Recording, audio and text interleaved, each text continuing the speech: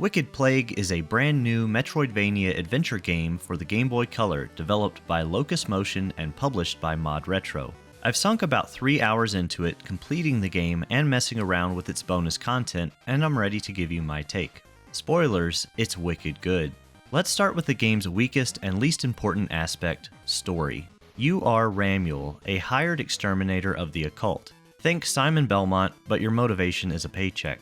You're tasked with eliminating a necromancer and his horde of undead who have set up camp inside of a skyscraper prepped for renovation. Things get more complicated as you encounter not just the necromancer and his creations, but other unfriendly characters he's acquainted with. This culminates in finding out that this gang of dangerous youths is being led by a pure-blooded vampire with a temper, and your chances of neutralizing her are slim to none. That is, until your own potential is fully realized. The events and writing here are perfectly serviceable, although the theme of young, spoiled brat dramatic baddies is less than ideal for my personal taste. Shallow romantic drama, adolescent egos, and daddy issues make up the primary dialogue topics, and I found myself accidentally tuning some of it out. Our main character is luckily more likable and just wants what we want, to get the job done by kicking some anime kid butt. You'll be given rough objectives from your employer from time to time, but where you go and when is mostly up to you and your abilities. Gameplay is, as you'd expect, navigating a fairly large vertical maze to find upgrades and objectives while surviving lesser enemies and taking down several bosses.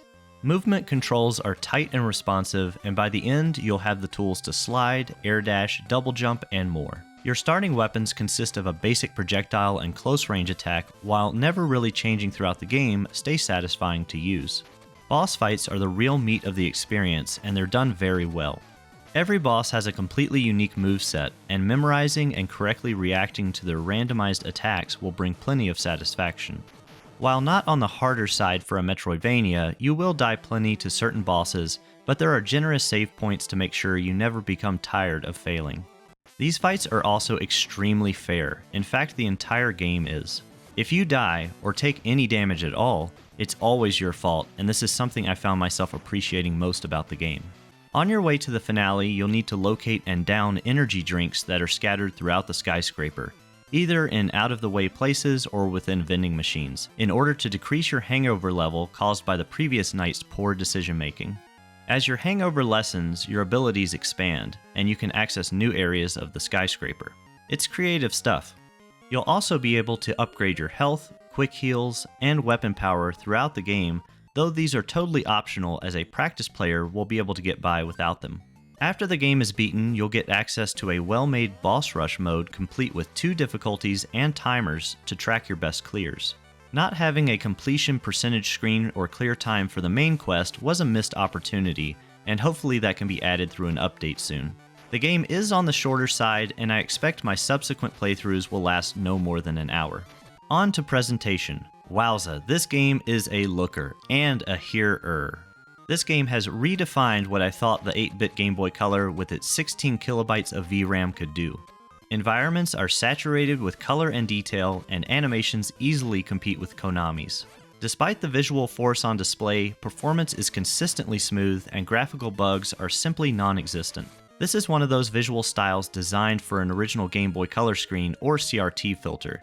Using one nicely blends the dense pixels to create a better sense of depth and atmosphere. The music is, well, just listen to this.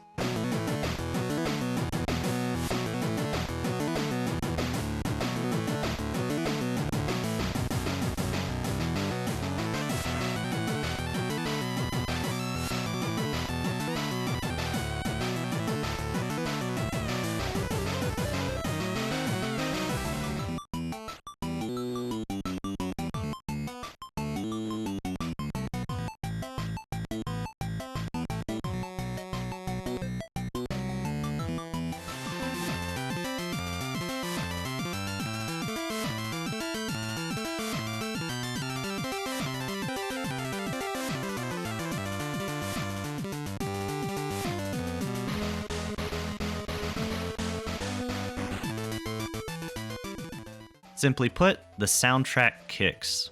Bravo to composer Robot Meadows. They've managed to create one of the best soundtracks I've heard on the nearly 30-year-old handheld. Less impressive is the vocabulary, punctuation, and grammar of the on-screen text. It's pretty obvious that English isn't the dev's primary language, and more work could have been done to present a less flawed reading experience.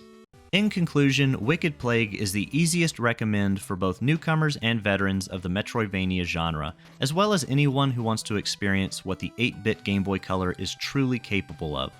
The music, visuals, and gameplay won me over, and I cannot wait for a potential sequel that ups the difficulty and stakes of the story.